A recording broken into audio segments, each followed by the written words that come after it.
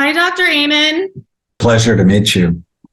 I'm a huge fan. I also, and I'm just going to get right into it because we're recording. I had my brain scanned by you guys maybe a year and a half ago. So I'm super grateful. It was a game changer for me.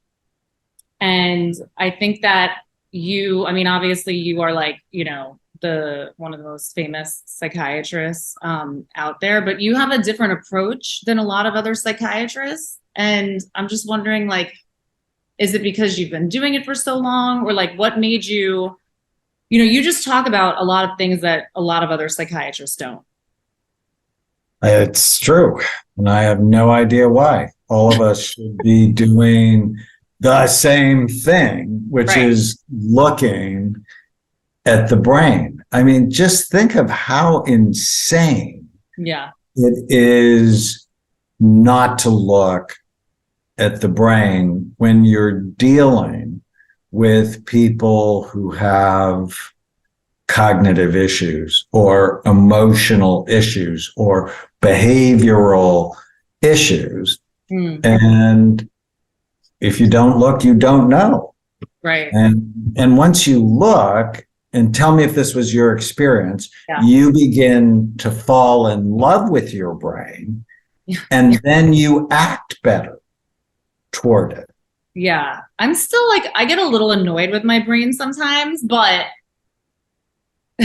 that's a whole other thing. But like I am in such a better place now than I was when I came to get my brain scan. I also did something well, it's very validating. And I think that like sometimes we just need to know, okay, I'm not imagining like these things that are going on. Like it's showing that this part of my brain is very busy. And that's why I'm always like, having racing thoughts or, I was also, you guys confirmed to me that I really don't have ADD. Like I actually have like the opposite of ADD. I'm very focused. And I always knew that, even though I had a lot of psychiatrists trying to prescribe me ADD medicine and Adderall and Ritalin and, all of the above. I've honestly been on probably like not every single psych medication, but pretty much because I mean, psychiatrists do that, right? They prescribe until they try to find something that works for you. And it's kind of like the wild, wild west, which is what I had an addiction psychiatrist tell me a very long time ago. I wish that someone had told me, and you talk about this a lot, how much exercise helps. Your brain is perfect for exercise because exercise boosts serotonin levels in your brain. Yeah. And you have a beautiful brain, but you have a busy brain. And it's an anxious brain and it's a worried brain. And when you exercise, people think you get an endorphin rush. And that's actually not accurate. It's more you get a boost in serotonin. And so when people use exercise to balance their brains and then they get hurt and they can't do it, they then get depressed. And so I have to find ways to increase their serotonin. And I like to do it in natural ways: exercise, 5-HTP, saffron, sunlight, vitamin D, all of those things can boost serotonin. I have my sad lamp. Oh, here it is. It's over here. I don't need it right now though. Why is it turning on? I use it in the morning. Now it won't go. But because I live in New York City and I'm not getting a lot of sunlight right now, and it's a real thing. Today I worked out for the first time in like a month, which is not good. I should be working out every single day. And during the workout and afterwards, I was like, this feels better than an orgasm. This feels like my entire brain and body and soul is alive again. Like it felt that extreme. It felt like I was like being woken up. I'm like, and I feel, I'm in recovery and I'm making a general statement, but a lot of a lot of people that, stop using, alcohol or drugs or both and get in recovery, some of them turn into like marathon runners. Some of them turn into like they become addicted to like, different sports and stuff. And I don't really think that it's the addictive personality. I think it's just because our brains are busy and anxious, and it feels extra good when we work out because of our addict brains, which I want to talk to you about. Because some people say it's like nature and nurture, and like I don't know how much you do talk about addiction and things like that, but do you think that it's like a genetic disorder, or do you think that it's from trauma that people are trying to medicate, or like what is your take on that? Well, I think genes load the gun, but it's what happens to us, and it's our decisions that pull the trigger. So I actually became a psychiatrist because when I was in medical school, someone I loved tried to kill herself. And I took her to see a wonderful psychiatrist. And I came to realize if he helped her, it wouldn't just help her. It would help me. It would help her children, her grandchildren, as they would be shaped by someone who was happier and more stable. So I fell in love with psychiatry. And it turned out she grew up in a pretty abusive alcoholic home. And there's a whole research around children and grandchildren of alcoholics, a higher incidence of depression, anxiety, OCD, ADD. But that trauma left a lasting imprint on her brain. And if you have it in your family, we don't think about genes in the way I think is the most helpful. If you have stuff in your family, like I have heart disease and obesity in my family, but I don't have heart disease and I'm not obese. Why? I'm on a heart disease, obesity prevention program every day of my life. If you have an addiction in your family, from an early age, somebody should have said, we have this in our family. Right. And don't do it.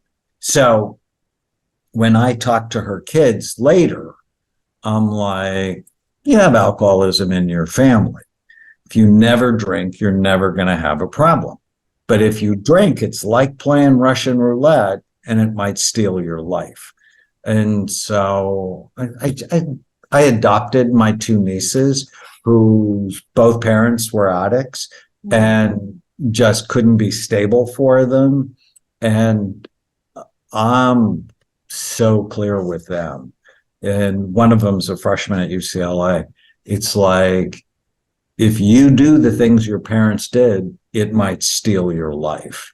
So, yeah, I'm super proud of them. But I think we need to do a better job of educating people about genetic risks and then not giving into them, right? Because some people go, oh, well, I'm obese because it's in my family. And I'm like, no, it's in your behavior. Your family makes you more vulnerable to it.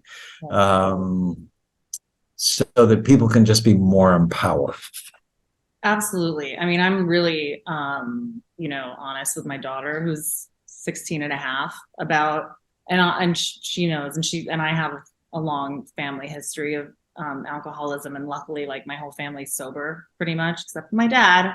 I don't know if that's going to happen. Love you, Dad. But, I'm very honest with her, and, I'm like, you could have the gene. I don't know. And you could go through a lot of pain, or you could try to avoid that by not drinking. And I think 10 years from now, maybe 15, but it's soon that, when you see somebody who's smoking, you just look at them and go, really? Yeah. It's like, seriously? Like you're not paying attention. I think that's going to happen with alcohol. I say the same thing. I think it's going to be taboo, just like smoking cigarettes. Even though, I now quit and I'm using like nicotine replacement. But one thing at a time. walking down the street, seeing people smoke, yes, it's like, what are you doing? You know, I try not to be judgmental, but it is, you know, when you're smoking a cigarette, you're going to give yourself lung cancer. Like that's what's going to happen eventually. I think that it's going to be taboo as well for alcohol because Gen Z, so much of Gen Z, the studies have shown that they're very sober curious and they're like more into like mushrooms and weed, which I still think weed is causing kids to like be schizophrenic and stuff. But, and I'm not like sold on the whole, you know, cannabis like lifestyle. I can't smoke pot. It gives me panic attacks, but I don't think that it's that healthy for you to be doing. Oh, Right? and I don't think mushrooms are either.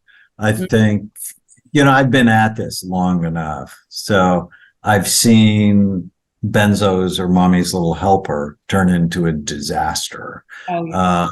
Alcohol's a health food. That's a lie. Opiates, you know, it used to be pain is the fifth vital sign, you know, brought to you by Purdue Pharmaceuticals and the opiate epidemic. And then marijuana is innocuous. It clearly isn't. It increases the risk of psychosis 450%. Teenagers who use have an increased incidence of anxiety, depression, and suicide in their 20s. It's not innocuous. And now everybody's curious about mushrooms and it starts like this. It's an effective treatment for treatment-resistant PTSD in veterans.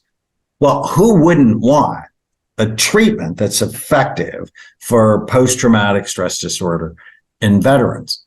It starts with that. But then all of a sudden you see their adolescent mushroom parties. And when the idea of a drug dangerousness goes down, its use goes up. And I'm like, there's so many other ways to treat PTSD. And, you know, perhaps if I've done 6 or 7 of the things I know to do and it's not working, well, let's try mushrooms. But, you know, there's so few studies on so few people that for everybody to go, hey, you know, let's do this recreationally, I'm very concerned. I don't know if you saw the Alaskan airline pilot who'd done mushrooms the day before and tried to take down a plane of people. Terrifying. Terrifying. Like, nightmare situation. That man, I mean, that's really terrifying. And he lost his life. I mean, basically, you know, he's going to be charged with attempted murder for 80 people. Yeah, like it's over for him, for sure. Thank God he didn't actually crash the plane or everybody's life would have been over. What, like you were just talking about PTSD, things that you would do for PTSD before mushrooms. What are those things? So, you know, when I looked at your brain, it has a PTSD pattern. It's very busy. I looked at your brain and it has what we call the diamond pattern, where your emotional brain is actually really busy. And so what would I do? And you told me your dad had struggled with alcohol. So I assume there's some trauma there in the past of. But growing up, he wasn't drinking. Growing up, no one drank in the house. So there was no. So there was no unpredictability and. I mean, there wasn't like, you know, I'm like, we weren't beat. We weren't molested. You know, I'm from that. Like we were fed. We were, you know, God, I feel like I can't really like talk shit on my parents. They did the best they could. I think that, reach kids was a lot, but we always had, you know, we always had a meal on the table and everything. But, you know, I think there was like some depression issues like with my dad. And there was something that happened in 4th grade. This is really, and it was totally out of my parents' control, but my brother, this is when I had my first panic attack.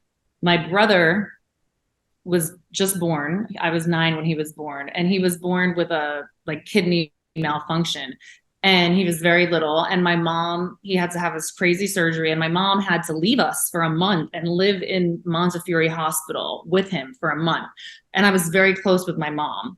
And she was gone, you know? So I felt very unsafe, even though my dad was safe, but like he wasn't my mom, you know? And I had my first panic attack at school in the stairwell and fainted and never knew what it was. And everything changed after that. This one situation, you know, I don't know if that, but that's not like trauma, you know, I mean, I took it maybe as that, but you know, Well, and then it's close to abandonment, even though there wasn't a choice, right? But your nervous system has this special routine that's your routine. And then all of a sudden there is a trauma in your family. yeah, And children, I mean, that's clearly a trauma yeah, in your family, right? When you have a sibling that's brand new, that's sick, that your mom leaves. So, you know, I think if we look at it from an adult perspective and look at what a 9-year-old might be going through, there's a lot of stress, and your body displayed it, right? And so if that gets stuck in your nervous system, have you done EMDR? I did do EMDR with a psychiatrist last year. But I don't know. Yeah, it helped. Like, but it was more just the things in my hand. Like when I would start getting like very upset, you know, and just start crying, she would like give me the buzzers, like that would like help. But I didn't do any of like the eyes. So I did like hypnotherapy. I mean, I've done a lot of stuff. I'd love hypnotherapy. Yeah.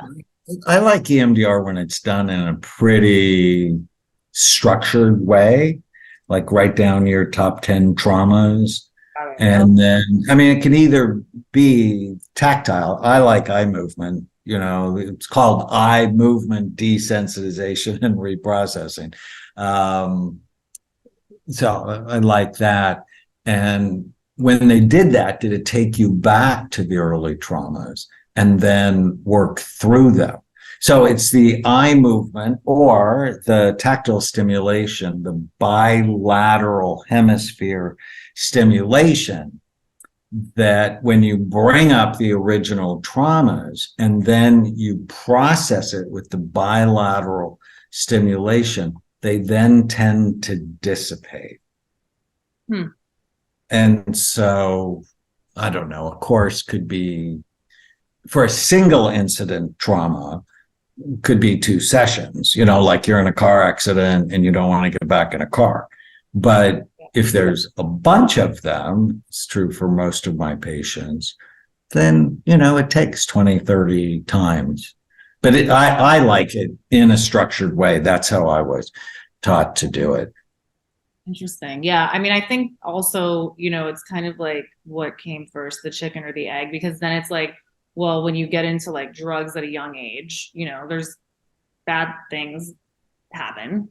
I mean, and you just end up with the wrong people and, you know, all of that. So of course there's things that happened, you know, when I was a teenager that I've kind of been like, okay, well, that happened because I was like using drugs, and, you know, I probably need to like, you know, think about that more and work through that more, but yeah. And I'm going to do that. But it still happened. Right. I mean, yes, you could blame yourself, right, and then discount it, but it still lives in your nervous system.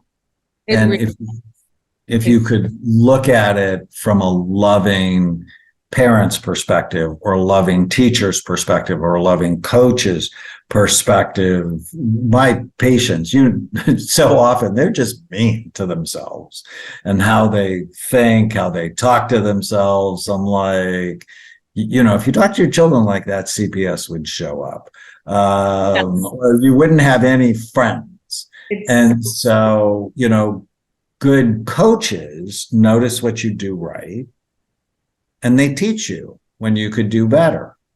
Yeah. Bad coaches notice what you do wrong and never let you forget it. And too many people are walking around with this bad parent or bad coach in their head. And I love teaching people to discipline their minds to help them. rather than to hurt them. Yeah, it's funny you say that because, like, I'm a public person and I was on a reality show and whatnot. And so, I had to kind of get used to people saying really horrible things to me online and whatever. But it's funny because I was thinking to myself the other day, the way that I can talk to myself and like the way I like am so mean to myself is worse than what anyone could ever say to me. Like, it's like I've already said all those things to myself. Like, there's nothing you can't say like that I haven't thought about myself. I think I'm like definitely not doing that as much anymore. But yeah, I definitely beat myself up. And I don't know if it's more like, I don't know. It's not a woman. I mean, I'm sure men do it also. I just am a woman. So I'm like, oh, it's a woman thing. But no, it's everybody. But women have twice the amount of depression as men. I actually wrote a book on the female brain, Unleash the Power of the Female Brain, and argued in the book, that women make better leaders than men because they're more communicative, more collaborative. Their intuition is often stronger. They go to jail 14 times less than males.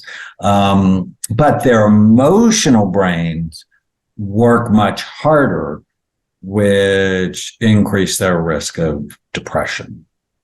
And so I think, and that's why I'm so grateful you had me on your podcast, is teaching girls and boys, men and women, to discipline their minds and love their brains is clearly the way out, as I see it. So you want to have a healthy brain, because with a healthy brain, everything in your life is easier.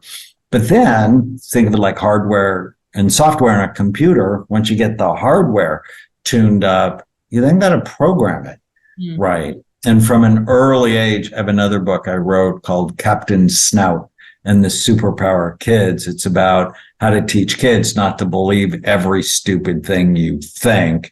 And so whenever you feel sad or mad or nervous or out of control, write down what you're thinking. And then just ask yourself if it's true. Is it absolutely true? And there's a whole process I teach my patients, in part comes from Byron Katie's work.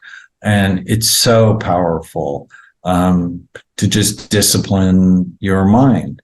So if I think nobody, I'm sorry? How do you discipline your mind? Well, so if you came and saw me, I want you to write down 100 of your worst thoughts.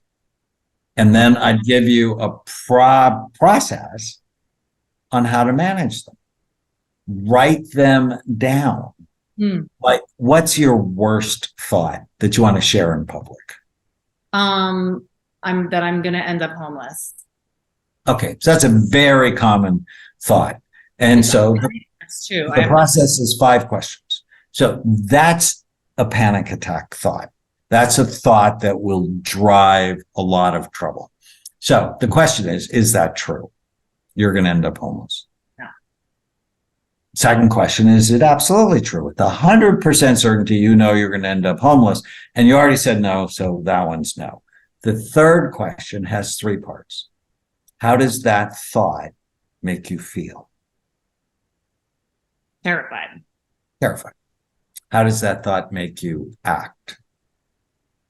Oh, desperate. Panicked. What's the outcome of having that thought?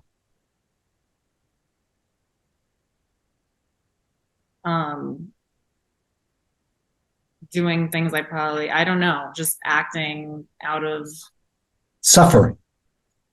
Suffering. It's a suffering thought.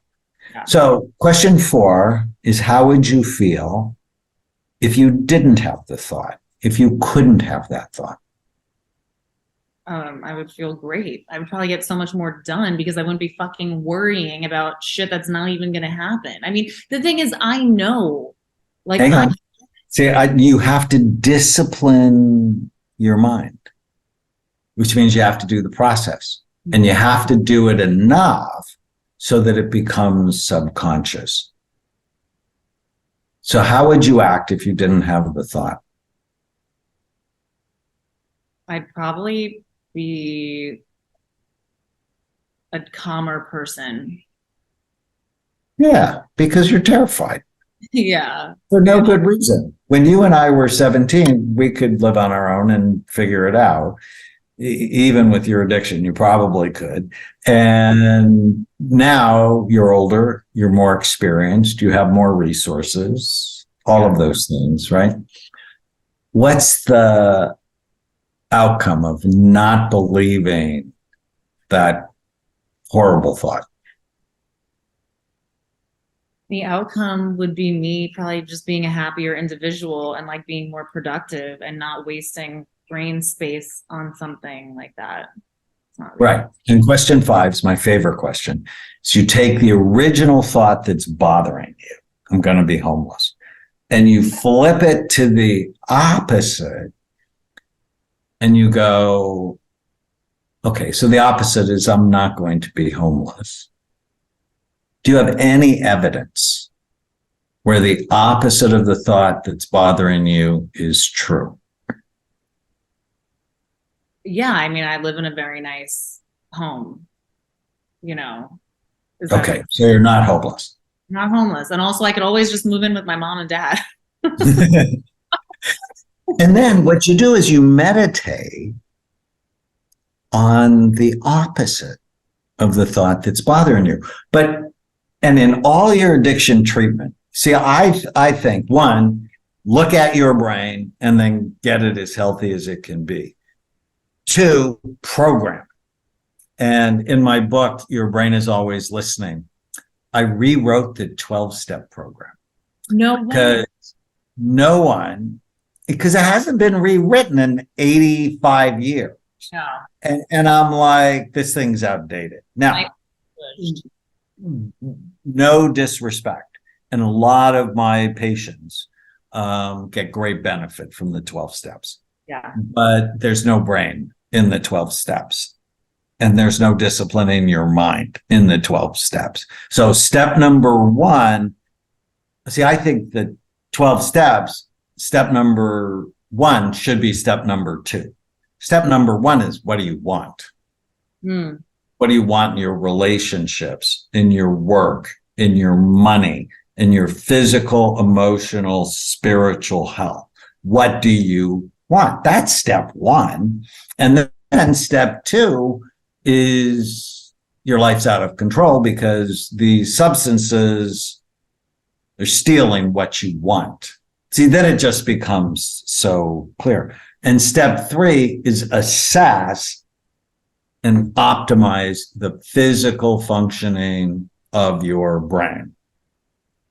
And step 4 is know your brain type, because all addicts are different. You would have been a compulsive addict. They're impulsive addicts, compulsive addicts, sad addicts, anxious addicts. They're just different types. And then kill the ants, the automatic negative thoughts that steal your happiness, because they drive addiction. And so you still have a bit of an ant infestation. There's like ants. So I want you to go online and get an anteater, like a little stuffed anteater, and put it by your bed and just look at it and get Captain Snout for your daughter. Yeah.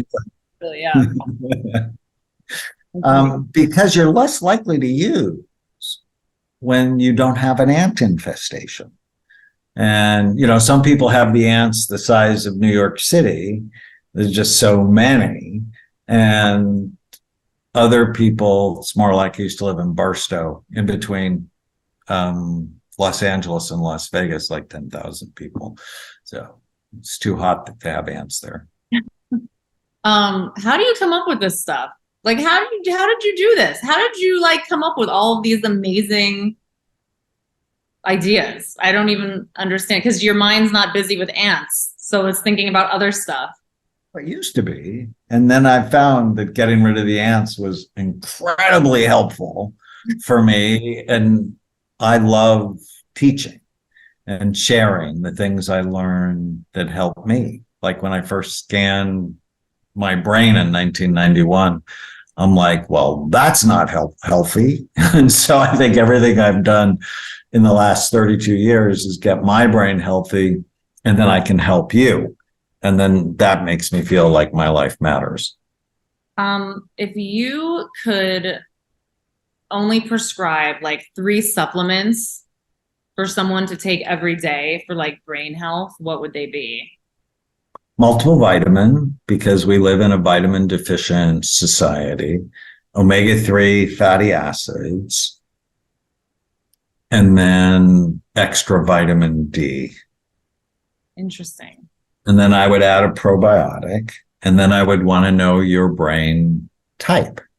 And so for you, you're probably a combination of 3, 4, and 5.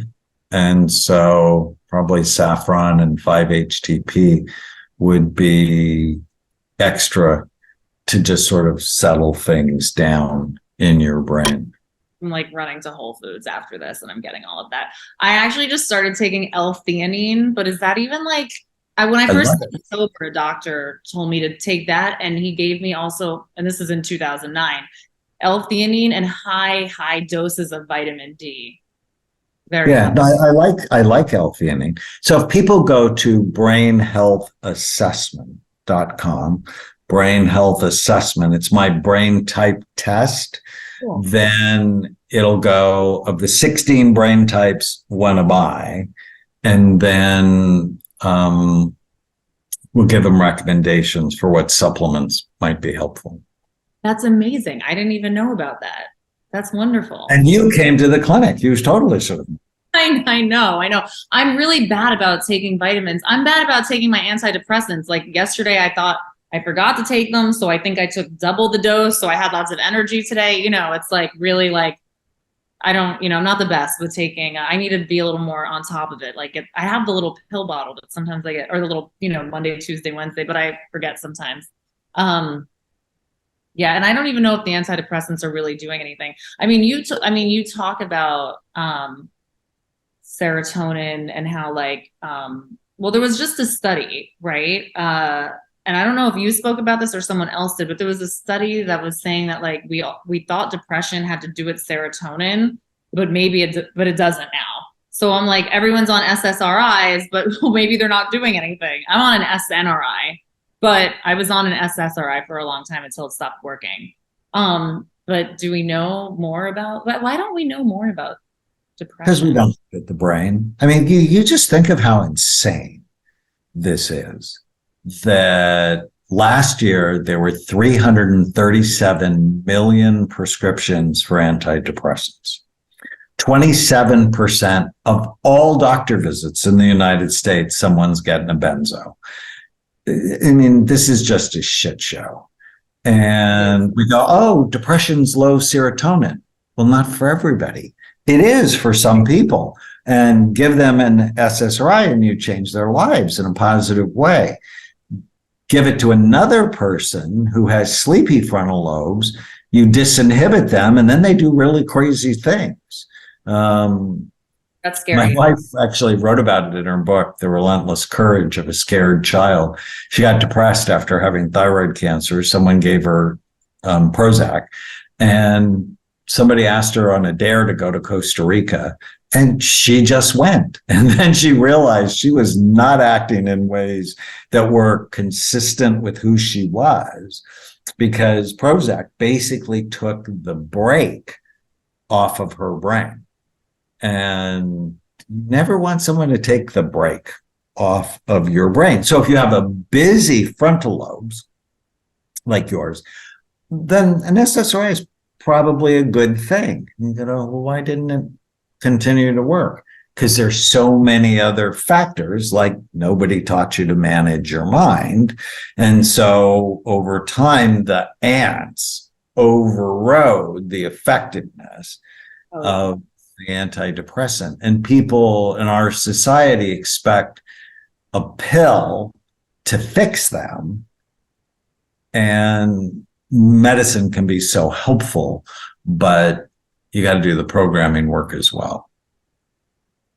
Do you think that what kind of like, and you see a lot of famous, people, and a lot of a lot of people want to be famous. And I don't think they understand that like it doesn't fix whatever you have going on. It might make things worse, or like you could get addicted to it. I mean, you probably see that all the time with Well, people. some of my stars think it's potentially lethal. And I'm in Justin Bieber's docuseries Seasons, and his fame almost was lethal because it wears out the pleasure centers in your brain. And it's weird when you go out, every time you go out, for people to point at you, to recognize you, to rush you, and then, for example, when he went on tour, he would feel awful after he performed. I mean, it's totally a dopamine dump. And then play video games, or he had a period where he's involved with drugs, or, any amount of sex you wanted. All of those things dump dopamine. And when you don't replace dopamine, you feel awful. And so, and you probably, had the experience during your addiction, is you weren't using to get high. You were using to stop feeling awful. Yeah.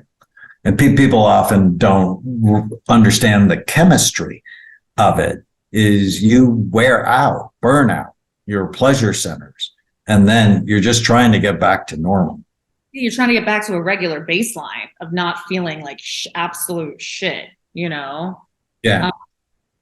And there are ways to do that without chronically hurting yourself, right? It's so short-term pain versus long-term pain, and long-term pain is staying in the addiction. Yeah.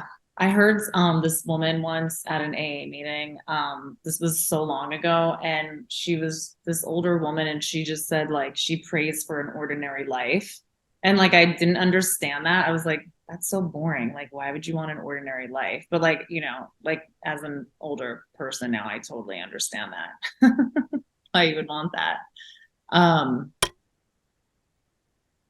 Do you think that social media is like, what is that doing to our brains? Because I struggle so much with it, and with like not wanting to even be on it, and feeling like it creates so many different layers of bad stuff in my life. But I mean, wasn't this stuff like designed literally to affect our brains like cocaine does or something? Like I read that once. It's absolutely true. And if you're not paying for a product, then you are the product. You are being manipulated. Your thoughts are being manipulated. Your buying habits are being manipulated. And we just have to be super careful that Facebook does not have your best interest in mind.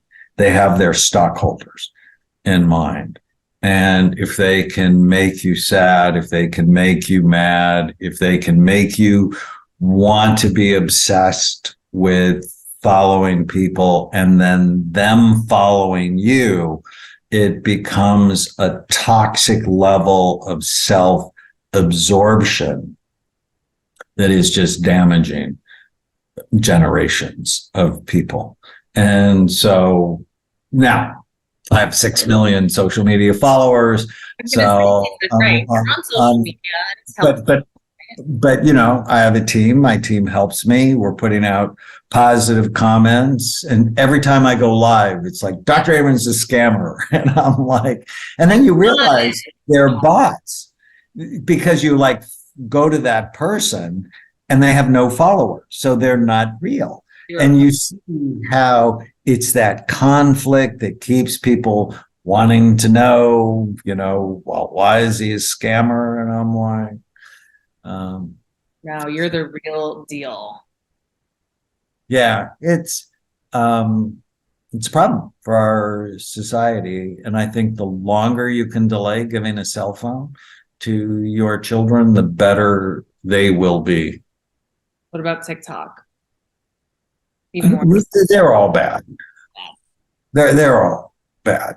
And young boys, 7, 8, 9, 10, are being exposed to hardcore pornography, which is going to wear out the pleasure centers in their brain and going to make normal, reasonably healthy relationships very hard for them. Wait, 8-year-olds are watching pornography? 9-year-olds? Yes.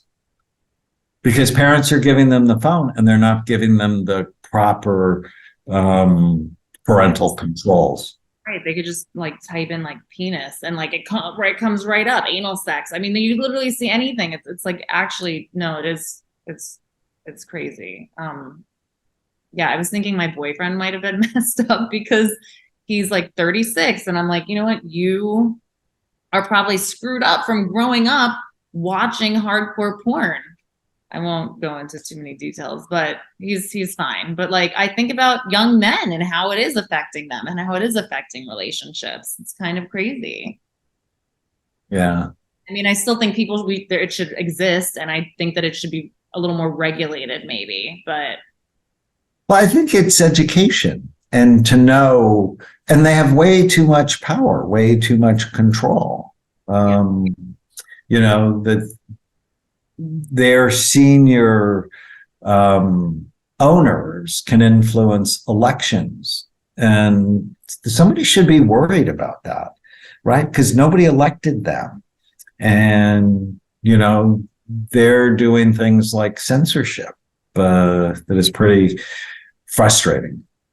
Yeah, I mean, just in terms of like from like a macro level, also like we lived like the last decade has been pretty insane. I mean, COVID was, I know some people like loved COVID. Like some people were like, I didn't work and I was spend time with my family. Like I lost my mind. Like I ended up having a nervous breakdown and went to a mental hospital. Like, you know, I was like, it was not good for me at all. It was not good with people fighting over politics, over vaccines, people ratting out neighbors who were having people over. Like I was like terrified.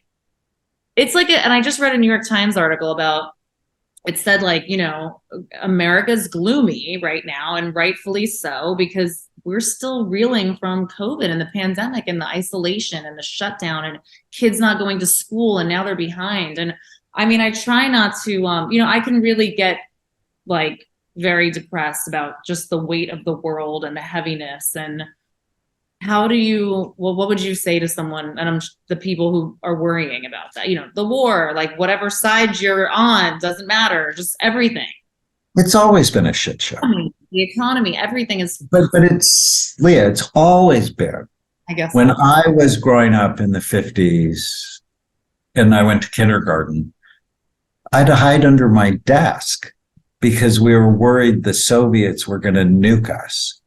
Wow. And I live in Southern California where we had earthquake drills all the time. And it's like there's always something going on in history. The biggest problem is they like took the First Amendment and threw it out during COVID. That was like if I had a different opinion on the vaccine or on hydroxychloroquine or ivermectin, the medical board would threaten to take my license away. And that is the first time since I've been a doctor for 40 years that I felt like I couldn't really speak my mind.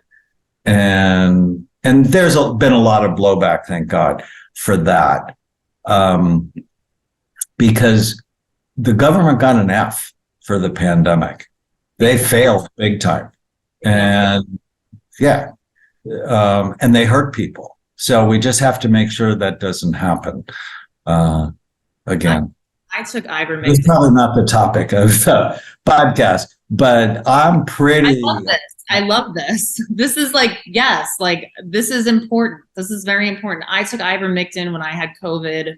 I was scared to tell people I took it. They were going to. Because even though there are 63 studies showing that it's helpful, but the powers that be, whether it's Facebook or Google or the American Medical Association, go, oh, there's no science, and everyone's supposed to believe them. And then Google would change its algorithm. So if you type it, you won't find the studies unless you're really good at algorithms. And it's that's concerning, that we just need a different approach. Oh no, it was horrible. I mean, I did get vaccinated. I mean, I was like kind of freaked out and I got vaccinated, even though I kind of wish I didn't get the booster, because I swear after the booster is when I also kind of like lost my mind, but whatever. But I had friends that didn't get vaccinated and I totally respected it. The fact that other people couldn't handle other people not getting vaccinated was scary to me. Like people were like cutting friends off, and I'm like, this is insane. And that still is going on. And it's insane because if you didn't get vaccinated and the person you're with did, well, it's on you. You're taking the risk. But the vaccinated posse would start to control other people. My niece, we talked about, is at UCLA, and they made her get vaccinated. And it's like the pandemic's over. The World Health Organization and the CDC said the pandemic is over. By the way, the vaccines don't work, right? They don't prevent you from getting COVID. They don't prevent you from spreading COVID. Lots of people get hurt with the booster, and you're making her get it's like, it's control.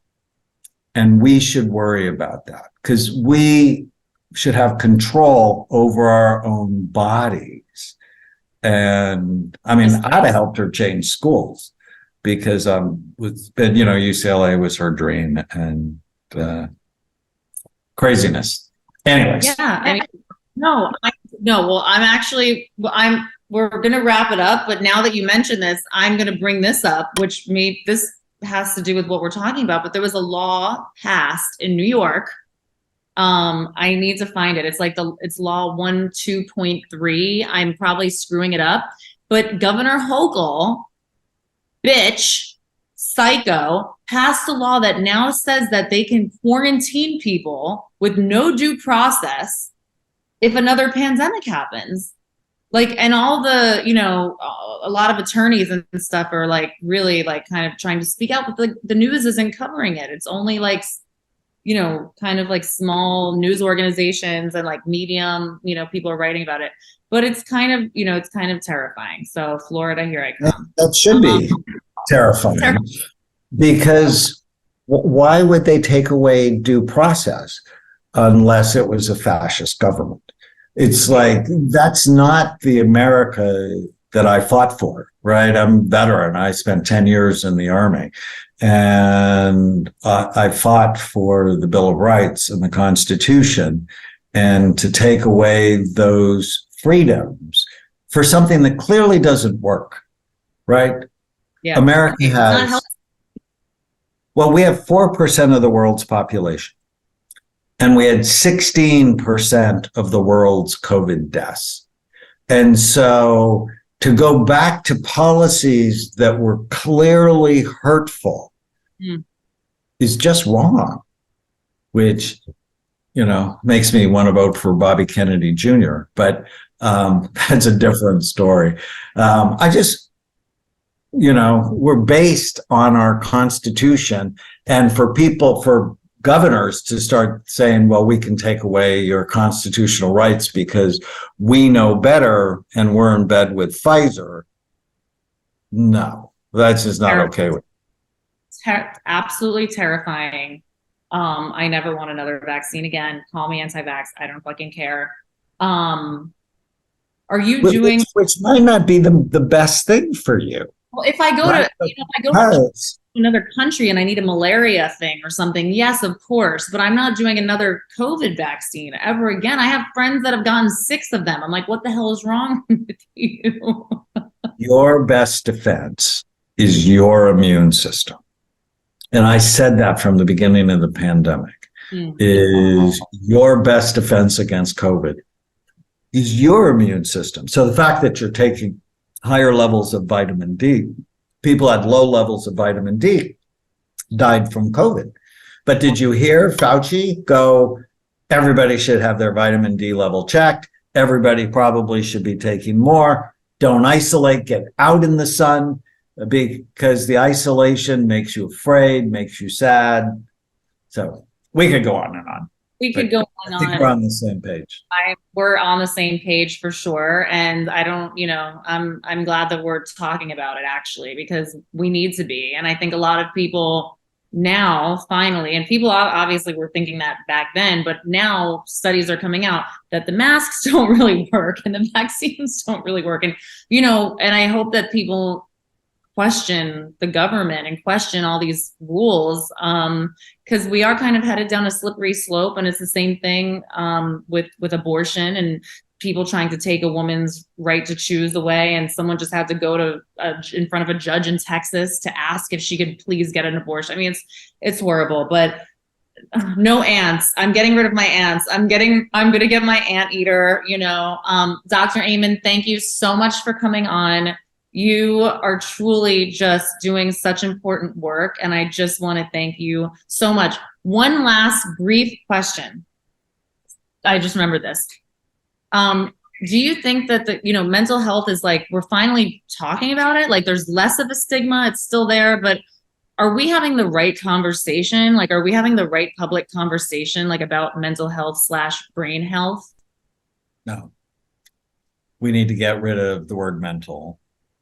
After looking at 250,000 brains over the last 32 years, most psychiatric problems are not mental health issues, they're brain health issues. Get your brain healthy and your mind will follow. So the mission of my life is to end the concept of mental illness and create a revolution in brain health. Because if you love your brain, you then eat right for it. You then think right for it. You do the right things for it. Okay, well, I want to help you with the revolution. So please come back on the podcast. And I hope I can, when I'm in California, we can do this in person again. And I would love that. Thank you so much, Dr. Amen. Bye. Bye, everybody. Bye.